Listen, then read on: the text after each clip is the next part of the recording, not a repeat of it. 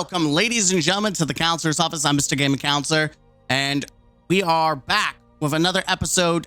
Listen, I'm gonna be honest with y'all. I'm still editing the the Revenant review, and so much so I still have yet to fix my camera position. I'm gonna be 100. Am I turn that off? Yes. So this is just my not even edited. Like I'm still editing and editing more for the review. Right now, if I don't make any adjustments, the review is looking to be an hour and 54 seconds. And that's not including any of the skits that are on the sidebar. Like I have to go and just dissect, and it's taking a lot of freaking time because literally one part of this took, like this part right here, was it part 12? Yeah, part 12 took 9 hours to render. I'm pretty sure part 12 will stay.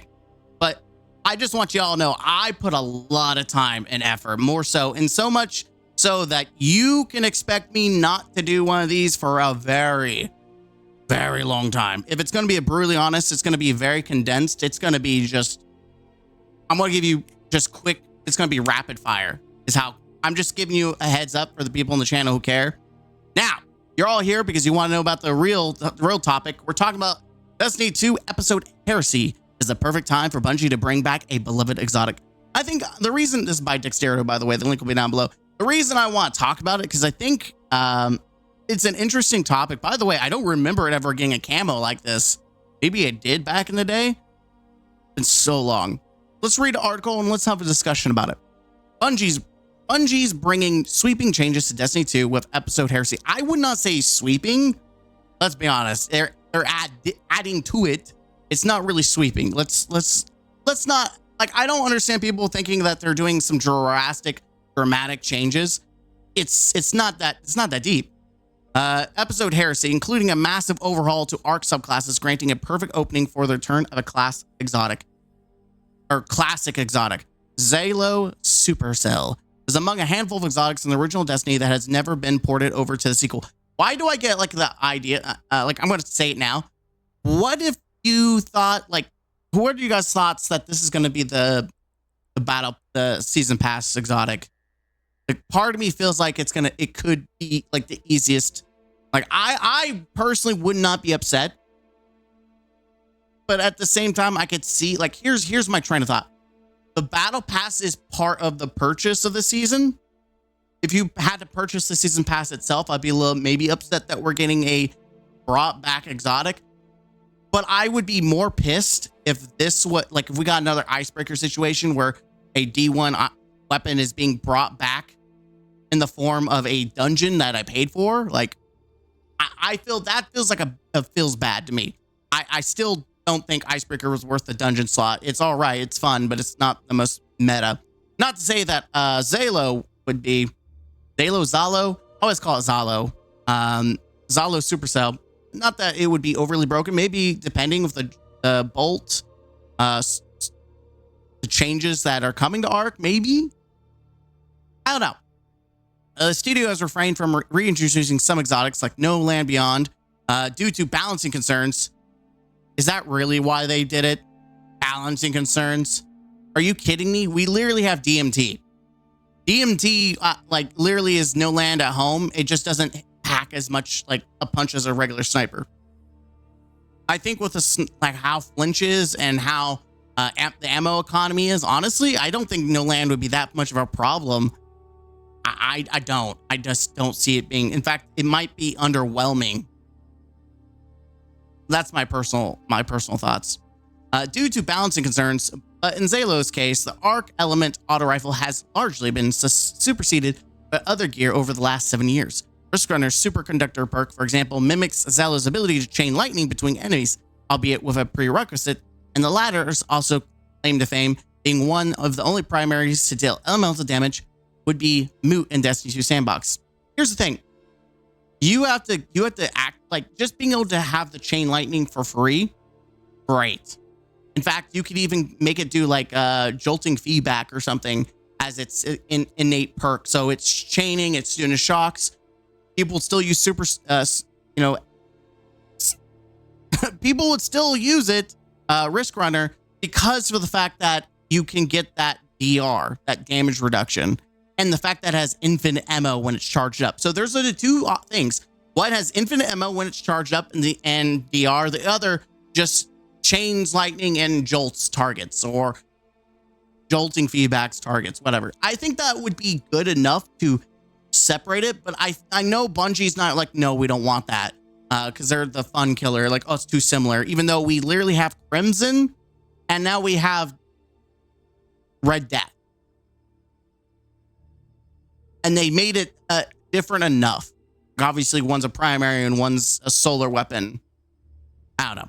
Risk Runner, Superconductor, yeah, we already talked about. However, with the introduction of a brand new ARC exclusive mechanic in Heresy, a reworked Xylo Supercell would prove the perfect complement to the light subclass. Bolt Charge. Bolt Charge is the name given to the new stacking buff Guardians can accrue for the use of specific fragments, aspects, and weapon perks. Each stack grants melee energy, and upon reaching 10 stacks, the user's next ability produces a lightning bolt with damage comparable to solar ignitions.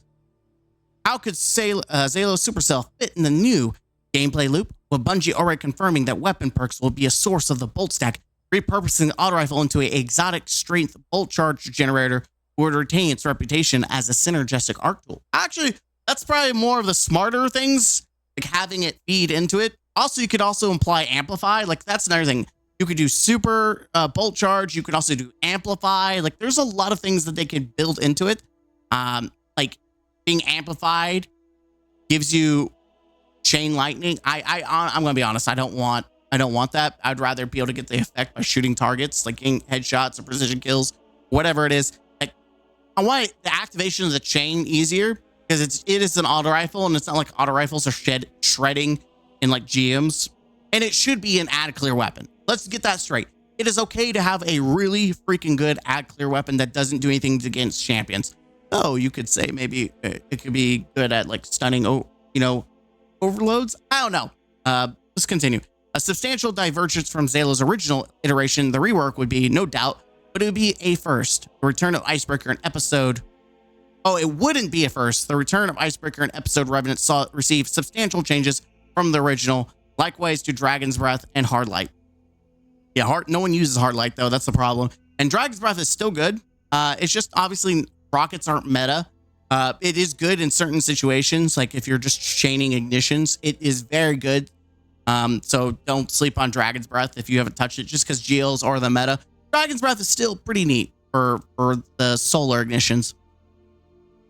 My just general thought, like my thought, this opens up the discussion, not just about the weapon itself, but how do we feel about more D1 weapons coming back? Like, how do we feel about it?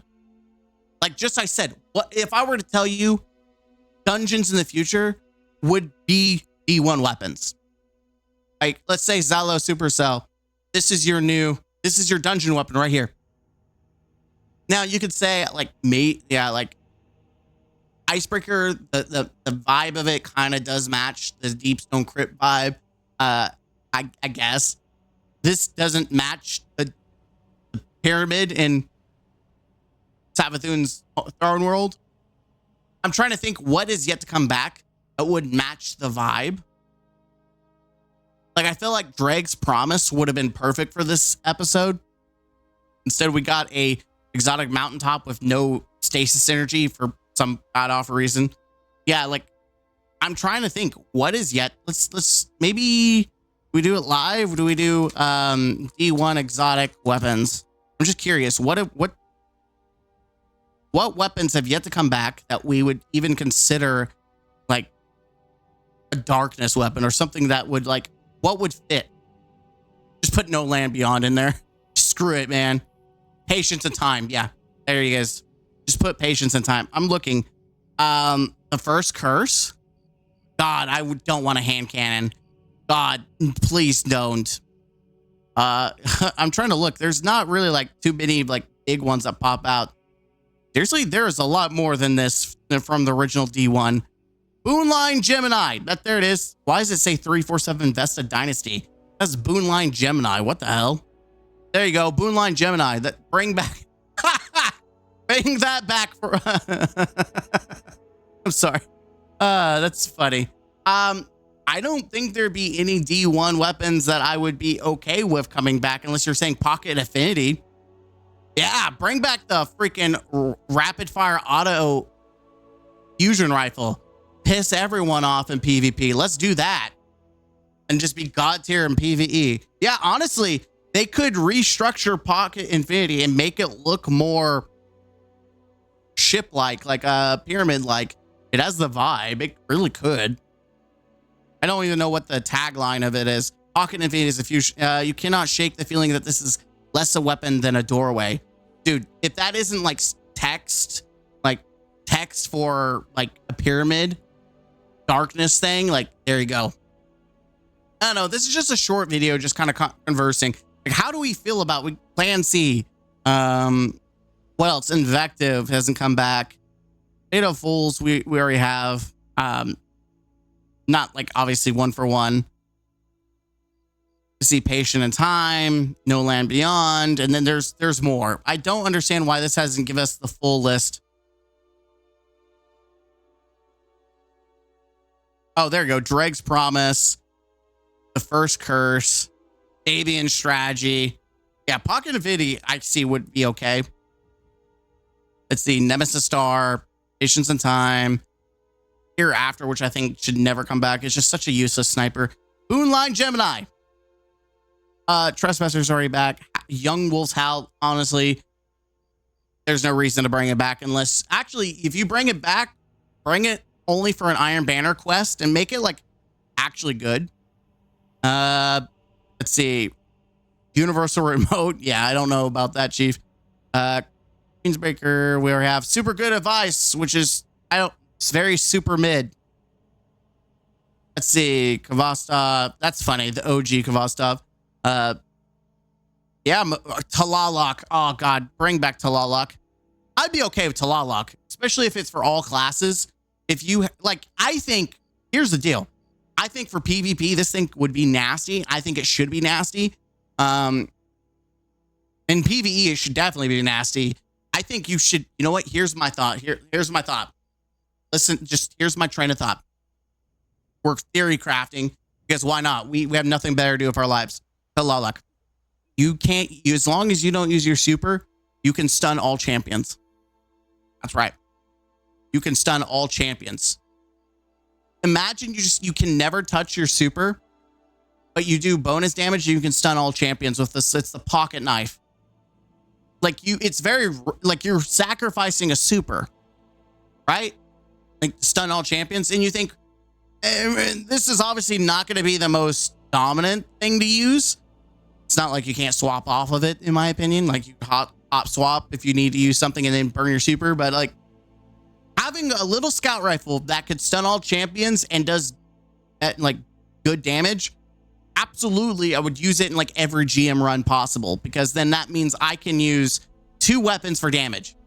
I have one weapon that deals with little trash ads, it deals with champions, and I can have a heavy weapon for DPS and a sniper for DPS. Or shotgun, like, oh, I'm not using a shotgun. Or your grenade, mountaintop, or whatever, because this would be like Void, right? I think it was Void. Yeah, like, come on. A super weapon, I would absolutely be okay if Talalok came back like that. Just the pocket knife. But they never do it. Bungie loves thinking that champions are like the hardest thing in the game when they're not. Let's continue on. Yeah, Boltcaster, all that stuff will not come back. We already have it. The legendary versions. Zen Meteor, we already have Still Hunt, which is essentially Zen Meteor anyways. Yeah, Dark Drinker, X Mix class. We have a majority. Invective, like I said. Yeah, we have majority of the weapons from D1 in the game. Might as well bring back the rest, yeah? I guess they're not considering anything else, like the legendary weapons, like Crota weapons, all that was brought in as like exotics, because they're really not exotics. Yeah, I get that. Yeah. Number 4. It's crazy that these were like the number 1. Let's just read what it did. An upcycled torrent of righteous thunder. Arc projectiles have the chance to chain lightning when enemies are close together. Double kills with this weapon charge a small amount of super energy and return ammo to the magazine. Oh my god, I forgot about that. Yeah, so you're chaining kills, you're getting your super. Oh my god, it would be really good with Arc. Holy shiitake. You're chaining your kills, you're getting ammo back in the mag, but not infinitely, because you have to get double kills. Like, that, I think, is good enough to bring it back. Like, holy crap. But they wouldn't do that. But, like, clearly, just the energy, it's like Thresh. That's essentially what it is. It has built-in Thresh. Bottom line, this gun is incredible, satisfying to use. It's one of the rare weapons that can deal elemental damage, Arc specifically, but essentially a tiny version of Thunderlord. Yeah, it was god tier. I want it back. I would probably find every reason to use it in any GM I use. I don't know why. It's just so satisfying to use. Yeah, let me know in the comments down below. What would you like to see come back? And how do you feel about it replacing new guns? I think this is going to be an interesting conversation. There's going to be a lot of back and forth. I already know. Some people love some of these old guns and would love to see them, and some just don't want them to come back and rather have them new. So my honest opinion, and here it is, I would rather have the old exotics that we know are good and skip the bad ones than rather having new exotics that just suck ass, because there's a lot of those. A lot in Destiny 2 that we get new ones that no one touches. The new shotgun from Exotic Mission is mid as hell. Yeah, I would rather have like something else other than that, to be honest.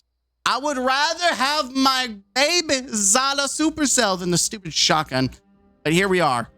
I'm Mr. Gaming Counselor. Hit the like button, comment down below, and thank you for being patient with this. This is a lot, man. I've spent an entire weekend and week working relentlessly on rendering and editing and looking up clips and things. It's a lot. It is a lot, and I have about. I want to. If I'm gonna be honest, I need to cut at least 30 minutes. If it's an hour and 20 minutes, that's fine. That's my cap. I've seen a lot of reviews and from like different people just to kind of get an idea like how long reviews are acceptable. It seems like the longest I've seen is like an hour 10 to 20. That's my cap. Like I gotta shed some time. So, and I still gotta add my skits in here. So I don't know. It's either that or split this into two parts. Part 1, part B. You let me know in the comments if you stuck around, because you're probably the ones that would actually care about this. So I'm asking you now at the end, do I trim it as much as possible, or do I split it into two parts, part 1, part B? I don't like it because some might see part 1 and not care about it. I don't know. I'm fresh ideas. I'm still going to be editing tonight. So I thank you guys. Until next time.